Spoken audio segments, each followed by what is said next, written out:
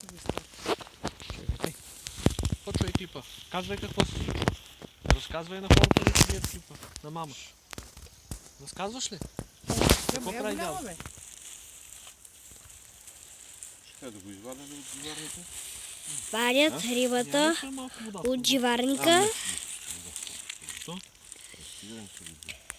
Сега я пускат. Дърпа се там да вижда. Сега ще скочи като някой нинджа. От север, нали тати? Да.